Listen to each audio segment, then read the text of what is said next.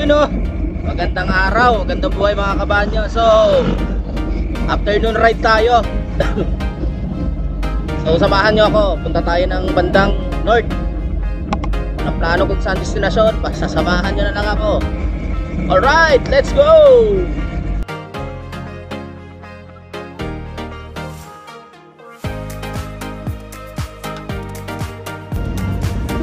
So, ayan, pasok tayo ng Paseco. So, tambay tayo sa Paseco Beach yan. Konti ito matambay na Jempoy dito eh. So, samahan nyo ako. So, dito tayo sa loob ng Paseco. So, Paseco nga pala is resettlement areas para sa mga kapatid natin ng Muslim. So, pag nandito ka, yan, para ka na nasa Pasilan, para ka sa ulo. Yan, kung ano nakikita nyo, parang pagkain, mga tao, gulo-gulo. Yan. So, may papasal nga pala ako sa Basilan itong dadating na second week ng June. So, vlogging tayo na panoorin yun. So yan, dito tayo ngayon sa dulo ng Ilog Pasig. Yan. Sa nagdudugtog ang Ilog Pasig saka Manila Dibay. Yan. Manila Bay. So, putik-putik lang, ito yaki. Pero hindi naman tayo tatapak yan. Tatanggal din mamaya yan. So ayan, dito tayo ngayon sa may pinakadulo. Hindi tayo nagpapapasok pala doon sa pinaka beach area mismo kasi may ginagawa doon. Tapos ito, may ginagawa din dredging dito eh.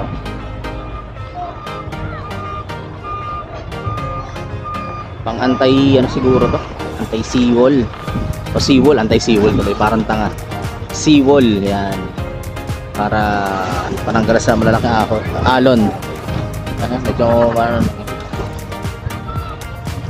so dito para dudugtong yung Pasig River, tapos yan Manila Bay. So pag may nalulunod, nawawala, yan dito sila nag-aabang. So, ito first stop natin, ito Paseco area. So, food trip muna tayo ng mga Muslim food. Alright! Alright. So, ito. Second stop. Manila Cathedral. Ganda na dito.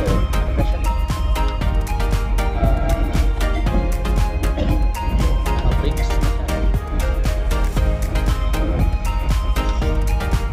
Wala masyadong tao. Katedral. Natapa yan. Sarap pagkalag dito. Sarap pagmuni-muni. Tapos may park dito. Okay. Ito tumatambay. So presko sa ilalim ng puno. So tambay muna tayo ulit. So ayun. Sa Manila Cathedral tayo. So tambay muna tayo dito. Ganda ngayon no. Mas dilat ng ilaw. Tangka na puro buhangin kanina dun sa Paseco. Grabe. So, yun lang, tambay muna. Alright.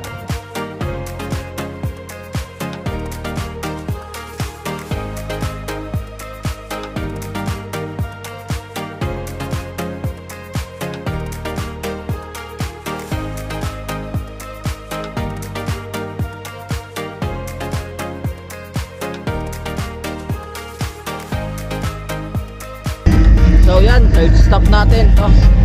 Kapit lang to sa Manila Cathedral. Binondo Bridge, yung bago.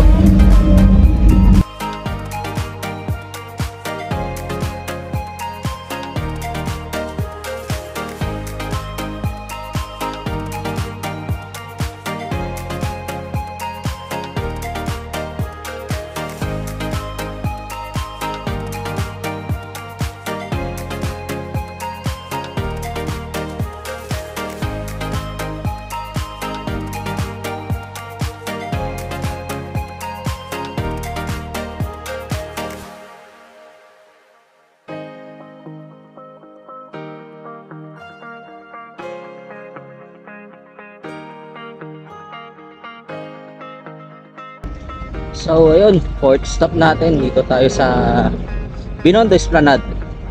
So kabila lang to na Binondo Beach. O yung design dito parang sa ano, seaside ng Cebu. Sa ano ka, Venice style ba?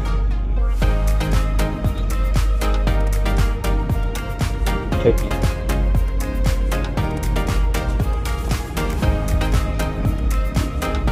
May tayo, mag-hijack tayo ulit ng kuwan ng guard.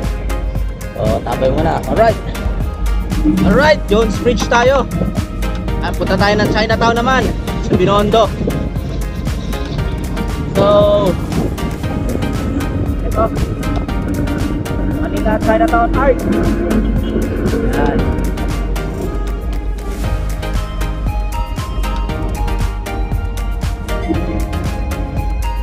Yeah. So, yun yung bago. Ano, as ito yung luma. Yan. French card.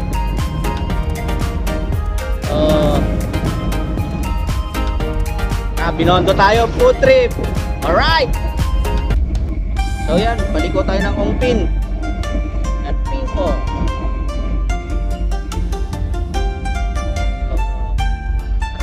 Dito sa gabi, sa totoo lang, good vibes ako dito.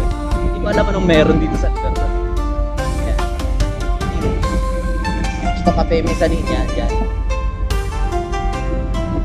Sarap ang food trip dyan sa kanan yan. Ito ang key.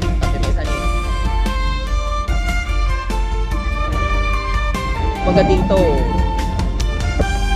marami akong kwentong alam dito sa so trivia. Chinatown daw na to, pinaka matandang Chinatown sa buong mundo. So return muna tayo. So hingin muna tayo ng blessing.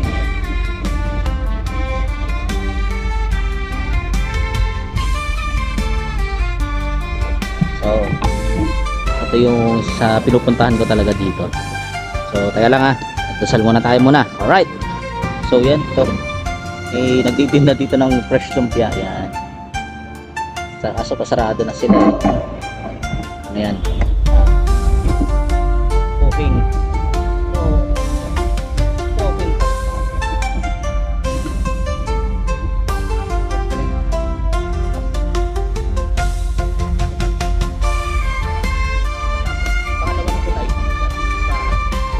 Kanan ka dyan, stay ako. Kaso masyado na mainstream ang ano dyan, mainstream ang pagkain dyan. Mahal na, natin mura lang dyan ano lang, parang nagkaroon na premium.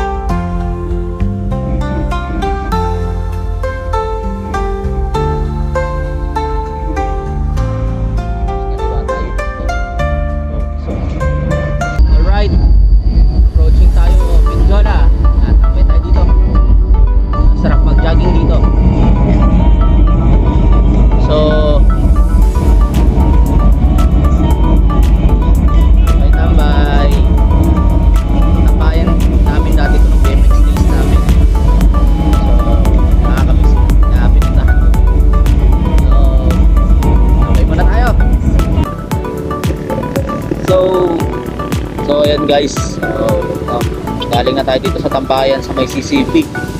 So papauwi na tayo sa lungga natin. So maraming salamat sa lahat ng nanood, lahat na sumusuporta. Maraming salamat. So samahan niyo ako sa susunod na mga adventure natin. Right, I tried to accomplish. So nakaano tayo, sarado to, 30 kilometers. So yun, thank you lang sa lahat ng panonood, sa lahat ng nanonood. Kaya saya. hindi tumuloy yung ulan. So yun lang, bye-bye. God bless always. Alright!